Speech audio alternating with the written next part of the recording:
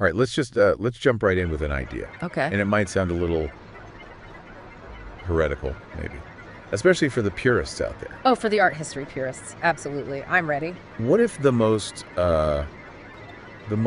honest way to view a masterpiece, and I'm talking of Van Gogh, a Hokusai, the real heavy hitters. Right. What if it isn't to look at the brushstrokes or the composition? But to look at the math underneath it all. Exactly. The math, the code. It's a provocative thought, for sure. We usually associate honesty in art with the artist's hand, the gesture, the little physical mistake that proves a human was there. A happy accident. The happy accident. But the project we're looking at today argues the complete opposite. It says that the fundamental truth of an image in the 21st century, it's not pigment, it's logic. And that brings us to our deep dive. Yeah. We are dissecting Project After Binary Interpretation by the artist Kenji Kojima. Yes. And right off the bat, I think we have to tackle this one word, after. It's the key to the whole thing. Because in art history, after it's usually a polite way of saying, I copied this guy. Right. After Velázquez, after Rembrandt. And you immediately think of like a student in a museum with a sketchbook trying to learn from a master. Meticulously copying, yes. Yeah. But Kojima is doing something else entirely. He is. And to really get why this isn't just a copy or a remix or, a cover song, we have to look at the specific lineage he's tapping into. And that lineage goes straight to Vincent van Gogh. Right. He's looking at how Van Gogh himself used that word after. Exactly. When Van Gogh painted the Plum Garden based on a print by Hiroshi, the Japanese ukiyo-e master, he didn't see it as a forgery. He wasn't trying to pass it off as a Hiroshi. No, he was obsessed with those prints. He was buying them by the bundle in Paris. But he couldn't just, make a woodblock print. That wasn't his medium. He was an oil painter. He worked with thick, heavy, textured paint. Hiroshi's work was flat graphic, based on lines and blocks of color. Two completely different visual languages. So Van Gogh had to translate. That's the word he used. An experiment in translation. He had to translate the grammar of Japanese woodblock prints into the grammar of Western oil painting. He was changing the syntax of the image while trying to preserve the meaning. And Kojima is just adding the next link in that chain. He's asking a really simple question. If Van Gogh translated woodblock to oil paint, what happens when we translate oil paint to binary code? Wow. So we're moving from the grammar of paint, which is, fluid, it mixes, it dries at different rates. It's chemical. It's chemical, yeah. And we're moving to the grammar of digital media, which is discrete. It's just numbers. That's the entire crux of the project. He calls it an operative act. He's not sitting down to paint a picture of a Van Gogh on a computer. He's not using a digital paintbrush. Yeah. He is deconstructing the original image into its most basic atomic units, the pixels, and then the binary code that makes up those pixels. And he's asking us to watch how that raw information structures itself. It's like taking a car engine apart piece by piece to understand how it works, instead of just admiring the paint job. A perfect analogy. He's an information mechanic. Now, before we get into the actual mechanics of what he calls the glitch and the specific pieces like the Great Wave Mug, which we definitely need to talk about that. Oh, we do. I want to get a read on Kojima himself. Because this huge shift, this move from material to data, it wasn't just some aesthetic choice for him, was it? It sounds almost like a moral conversion. It really was. You have to remember, Kojima didn't start out as a coder. He wasn't a computer guy. He was born in Japan, moved to New York City in 1980, and for a long, long time, he was deep in the trenches of the most analog art you can imagine. He was working with egg tempera. Egg tempera. I mean, that is about as old school as you can possibly get. That's medieval chemistry. It is. You're cracking eggs, you're separating the yolks, you're grinding your own minerals into pigment by hand. It's this very physical, very messy, very tactile process. You have to understand the molecular bond between the protein in the yolk and the pigment itself. Precisely. But then, sometime in the 90s, Kojima just hit a wall. He looked around his studio one day and he didn't see art. What did he see? He saw waste. He saw scraps of canvas, bits of wood from frames, toxic solvents, and a pile of failed paintings that were just taking up space. And he felt this profound sense of ecological guilt. That's a perspective we so rarely hear. I mean, usually artists, they romanticize the whole thing, right? Yeah. The smells turpentine, the messy studio as a sign of genius at work. Right, the beautiful chaos. Kojima saw it as a landfill in the making. Wow. He started talking about this concept of material value. He felt that our civilization was just obsessed obsessed with creating heavy physical objects that just burden the planet. They have to be stored, they decay, they become trash. So the move to digital wasn't just about exploring a new tool, it was an escape. It was an attempt to make art clean. He wanted to move away from material value and toward what he calls information structure. Because information, it has no weight, it leaves no physical trash behind. It's interesting because clean, in an art context, usually implies something sterile or cold, maybe even soulless. But he seems to find a whole philosophy in that sterility. He does. He taught himself how to program, not to make flashy graphics or animations, but to understand the fundamental architecture of this new, clean world he wanted to work in. And that brings us right back to the binary interpretation project. It does. His core argument is that in our current age, everything is binary. It doesn't matter if it's your family photos, the movies you stream, the news you read, this conversation we're having. Underneath it all, it's just zeros and ones stored on a server somewhere. Exactly. But we never see the zeros and ones. We only ever see the interface. The pretty picture on top. The user interface is basically a mask that hides all the terrifying math so we don't freak out. And Kojima wants to rip that mask off. He treats binary data as his fundamental artistic material. It's his new pigment.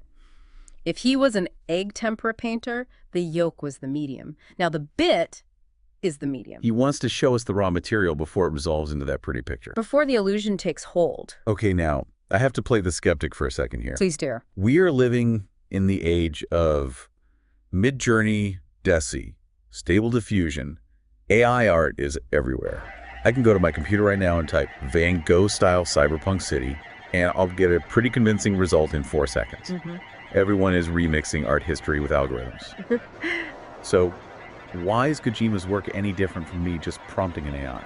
That is the absolute critical distinction, and it's what makes this project so important right now. AI, as it currently functions, is an engine of assemblage. Assemblage? What do you mean by that? It scrapes billions of finished images from the internet. It analyzes the surface patterns, what I call the skin of the art, and then it stitches together a probability map of what a Van Gogh painting should look like based on all that past data. So it's looking at the result, the finished product. Exactly. It's mimicking the style. Kojima is dissecting the anatomy. Ooh, I like that. Kojima isn't asking the computer to invent a new image for him. He's feeding the computer the actual data from a high-resolution scan of the original masterpiece, and he's exploring the data structure itself. He's interested in the logic that exists before the image is fixed and stable. So AI tries to hide the seams to make it look perfect. And Kojima wants to show you nothing but the seams. He wants you to see the struggle of the data trying to become an image. Okay, let's visualize this for a moment, because showing the struggle sounds a little abstract. If I, as a listener, go and find one of these videos, let's take the big one. The 108,528 pixel colors from Wheatfield with Crows were scattered randomly after Vincent van Gogh. A mouthful of a title. A very specific title. What am I actually seeing on my screen when I press play? You start with total entropy, absolute chaos. Kojima has written a program that extracts every single pixel from the original scan of the painting. In this specific case, that's exactly 108,528 distinct units of color. Okay. And then he scatters them randomly. So it just looks like snow. Or TV static. Colored noise is the best way to describe it. It's all the raw ingredients of the painting, but with no instructions. The recipe book has been thrown out. The image is gone. And then what? Then the algorithm begins its work. It attempts to sort those pixels to put them back in their correct locations, but, and this is the key, this isn't an instant snap where it all just clicks into place. Right. Kojima has programmed a very specific condition. The image is not allowed to fully resolve until the binary code of every single pixel is 100% aligned with the original data map. And this is where the glitch comes in. Yes. In our daily lives, a glitch is a failure, right? It's a dropped frame on a video call, a corrupted file, we hate it, it's an error. But for Kojima, the glitch is the process. It's the main event. It is the art. Each pixel's color and position is defined by a string of binary code, and each pixel is made of 4 binary units. Until all those zeros and ones lock into their correct address, the image flickers and tears. You'll see fragments of the wheat field appear and then dissolve. You'll see the deep blue of the sky ending up in the yellow dirt. It's a visual representation of a sorting algorithm fighting against chaos. It is. You know, it reminds me of how memory works when you try to recall a specific face and you just get flashes, you know, the shape of a nose, the color of their eyes, a feeling. Yeah. but it takes real mental effort to stabilize the full image. That is precisely the metaphor he's aiming for. He calls it a perceptual filter. A perceptual filter. His worldview is that the universe itself is that initial chaotic screen of colored noise, just a constant barrage of senseless data, of energy, and our brains are the algorithm. So we are constantly glitching our way towards a stable reality. All day, every day, we filter out the noise until we can construct a tree or a car or Van Gogh's wheat field. So when you're watching his video, you are literally watching a slow-motion simulation of your own optic nerve at work. That adds a completely different layer to it. This isn't just tech art, it's cognitive science art. It really is. But there's another sense involved here, too, which we have to talk about. We aren't just watching this struggle, we're hearing it. Yes. And this isn't some, lo-fi hip-hop beat he just threw in the background to make it cool. No, absolutely not. The audio is as strictly generated from the data as the visuals are. Kojima developed his own piece of software for this way back in 2007 called RGB Music Lab. And it's based on the idea of synesthesia? Synesthesia, yeah. The neurological condition where senses get cross-wired, so you might hear colors or taste shapes. The artist Kandinsky, for example, claimed to have it. Right, Kandinsky would listen to music and paint the sounds. Exactly. Kandinsky tainted music, Kojima computes it. The software takes the RGB values, red, green, and blue, of each pixel in the image. These are just numbers, right? From 0 to 255. Right. And it maps those numerical values directly to sound frequencies, to musical notes. So a high red value, like 250, produces a specific pitch, and a low blue value produces a different one. Correct. So you are literally hearing the color composition of the painting. When the pixels are all scattered and chaotic at the beginning, the sound is likely to be dissonant, random, just a wall of noise. Because the colors are all mixed up. But as the image resolves and the correct colors find their neighbors, as the yellows of the wheat field clump together, the sound structure also resolves. The dissonance might turn into harmony. You are hearing the mathematical reality of Van Gogh's color palette. That's fascinating, because it completely removes the human element of composition from the music. Kojima didn't write the song. Van Gogh wrote the song. Spatially, in 1890, with paint. And Kojima just playing the sheet music that was hidden in the canvas all along. It creates this completely unified sensory experience. The picture and the sound are two different expressions of the exact same underlying code. It just reinforces his central point. Everything is information. Whether that information enters your brain through your eye or through your ear is just a matter of formatting. Okay, I want to dive into the specific artworks now, because the choices he made, what to translate, what to put through this process, are very, very specific. He's building a lineage, a history. He is. We mentioned Van Gogh and Hiroshige before, but let's go back to that Plum Garden piece. The full title is The Plum Garden at Kamaido After Hiroshige, after Vincent van Gogh 2026. It's a triple-decker sandwich of art history. It is. So why this specific lineage? Why not just do after Hiroshige? Yeah. Why does he have to go to Van Gogh? Because it's all about highlighting the structure of transmission, the way an idea survives as it moves through different media. Nope. Hiroshige created the original composition, that famous gnarled tree in the foreground, the people on the bridge, the receding garden. That's the core structure. Right. Van Gogh saw that structure, that information, and he translated it into the language of Western painting. He thickened the lines, he heightened the colors, he changed the quality of the light. So Kojima is showing us that the image isn't the paint. The image is the core information that survived that jump from Edo Japan to 19th century Europe. Exactly. And by doing after Van Gogh, he is translating the translation. He's taking Van Gogh's interpretation and stripping it down even further to its binary essence. It's like a game of telephone, but instead of the message getting garbled and messy. The message is being purified, distilled into pure code. He does this with other Japanese works, too. He tackles the ukiyo-e portraits, like one of the kabuki actors, Sakata Hengoro III and Bendo Michigoro II, after Shirako. Yes, and in the original prints, those actors are incredibly expressive. They're full of personality and human emotion.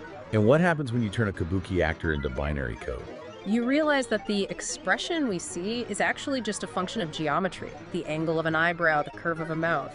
Kojima is analyzing the soul of Japanese structure, the radical spacing, the stark contrasts, and showing that the structure is so strong, it holds up even when you reduce it to bits and bytes. It connects the floating world of Edo, Japan to the floating world of the internet. It's a beautiful connection.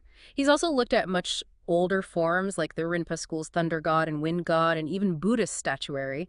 He's decoding these foundational elements of Japanese aesthetics. Speaking of the flowing world, we have to talk about the most famous image of them all, the Great Wave, Hokusai. Inevitable. But Kojima didn't just call his piece after Hokusai.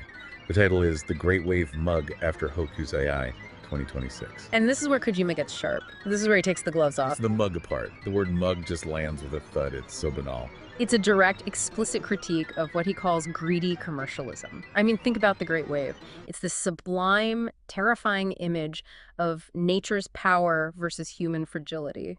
But when was the last time you really saw it as art?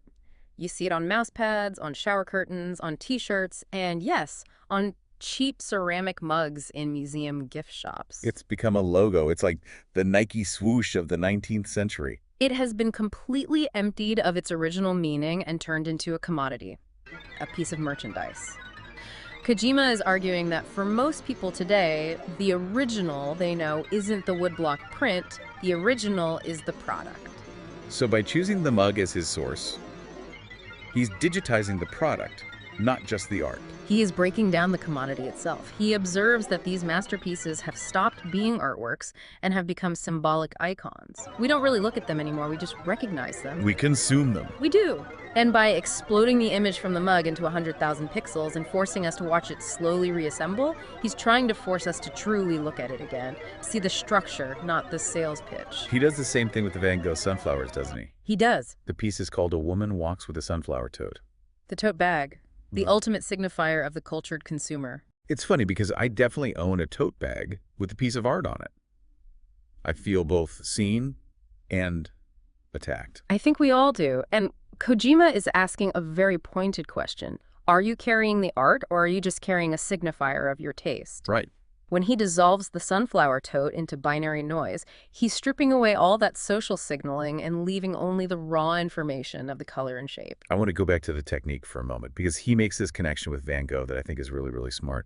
He compares this pixel scattering to pointillism, to Georges Seurat. Yes, and this is historically vital. You could argue that Georges Seurat and the Pointillists were the first digital artists, they just didn't have the computers. How so? They realized that you didn't need to physically mix blue and yellow paint on a palette to make the color green. You could just put a tiny blue dot right next to a tiny yellow dot on the canvas. And the human eye would do the mixing for you, optical mixing. Right. Seurat understood that vision isn't passive, it's a processing task. Our eye and brain are actively constructing the color.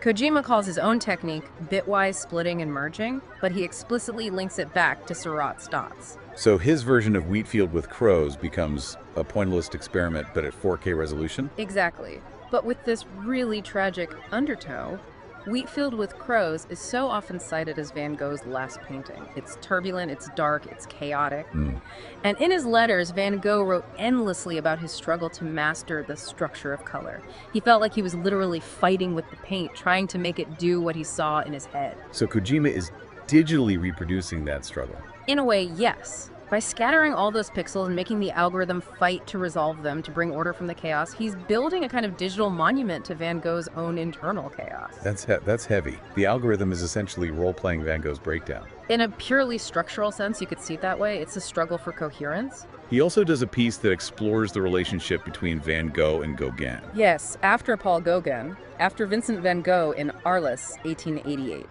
which is another layer of translation. It's Gauguin's Portrait of Van Gogh, which was already an interpretation, an artistic exchange. And Kojima just breaks that exchange down into data. He does. Okay, let's jump forward 100 years or so.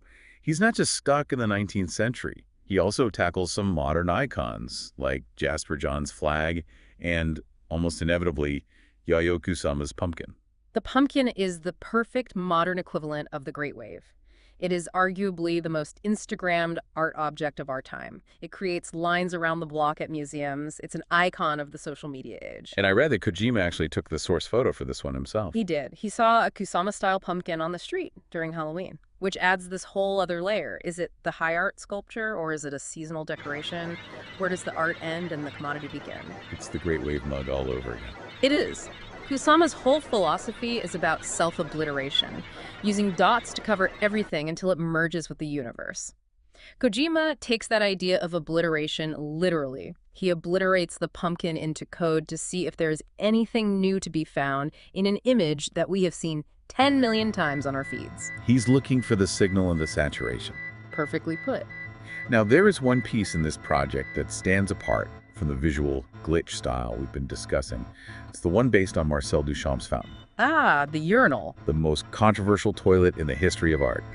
But Kojima uses this piece to introduce a totally different concept from his toolbox: encryption, specifically the one-time pad. Right. This gets a bit technical, but I think it's really crucial for us to understand the mechanics here. It is.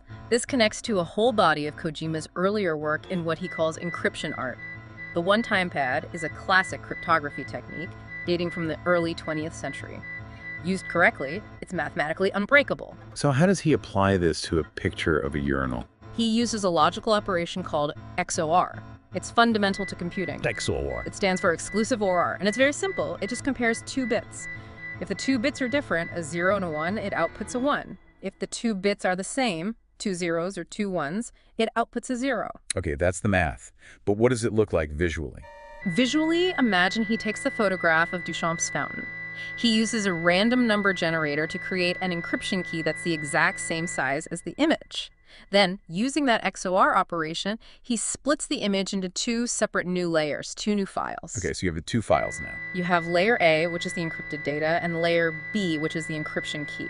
Now, if you look at layer A by itself, it looks like complete random noise, just black and white static. And layer B. The exact same thing, random static. The image of the urinal does not exist in either file. It's gone. So where is it? It's nowhere. And everywhere. It only reappears when you overlay the two files and perform that same XOR operation again.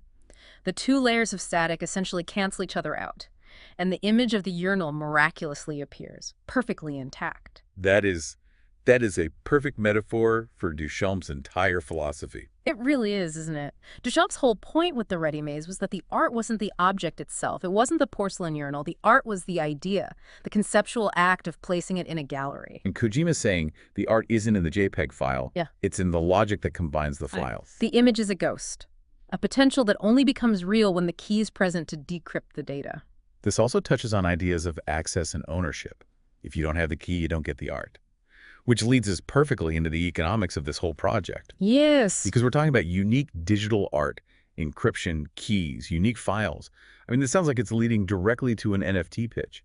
And that is where Kenji Kojima takes a very, very sharp left turn away from the crowd.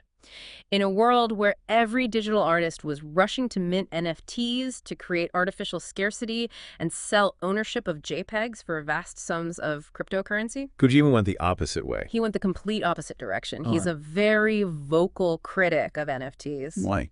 On what ground? Two main grounds. First, ecological. Remember his guilt about physical waste. The energy consumption of blockchain transactions is massive. It's computationally heavy. It goes completely against his philosophy of making clean art that doesn't burden the planet. Okay, that makes sense. And the second reason? It's philosophical. He fundamentally rejects the concept of owning information. So how does he distribute these binary interpretations? If he's not selling them as NFTs, what does he do? He releases them under a Creative Commons 4.0 license. Which, for anyone listening who isn't familiar, effectively means here, do whatever you want with this. It's pretty close to that, yeah. It means you are free to share, copy, and redistribute the material in any medium or format for any purpose, even commercially, as long as you give credit. He puts the full high-resolution video files right on his website for anyone to download. For free. In this economy. For free. He has a simple donation button. His statement says, if you appreciate the video as art, you can donate any amount from $1. Okay. But then he adds this absolute killer of a line. He says, even if you don't approve, you can keep it. Wow. Even if you don't approve, you can keep it. That is such a powerful rejection of the entire transactional nature of the art world. It completely challenges our idea of value. He's saying the value isn't in the scarcity. The value isn't in owning the original file. The value is purely in the experience of watching the structure reveal itself. He believes that because digital art doesn't use up physical materials, it shouldn't be bound by the economics of physical objects. Information wants to be free. It's the gift economy applied to high art. But it's also, as you said before, a bit of a dare. He's daring you to find value in his work without a price tag or an auction result telling you that it's valuable. It also clearly separates him from the what you call the AI content sludge. I think so. A lot of AI art is about mass production for commercial consumption. Kojima is about mass distribution for personal contemplation. He has said he's worried about mass appropriation, people just grabbing images and using them without any thought. Right. By using Creative Commons, he is inviting you to take it, but he's presenting it as this complex system that you need to decode, not just a pretty picture to paste on a PowerPoint slide. So we have covered a lot. We've gone from medieval egg tempera to Boolean logic, from Japanese woodblocks to the commodification of Hokusai mugs and the ethics of open source art. It's a massive, sprawling project. It is. But when you strip it all back, what is the core message here? Why should someone listening who maybe just likes looking at pretty paintings in a museum care about the binary code underneath it all? I think it comes back to what we touched on earlier, what he calls the sensory filter theory. Right. This is Kojima's fundamental worldview, and it's surprisingly existential. He genuinely believes that the world as we experience it is chaos. It's just energy and matter swirling around without inherent meaning. It's the static on the screen, the scattered pixels before the algorithm starts. Exactly that. And we human beings, we are the decryption keys. Our eyes, our ears, our brains.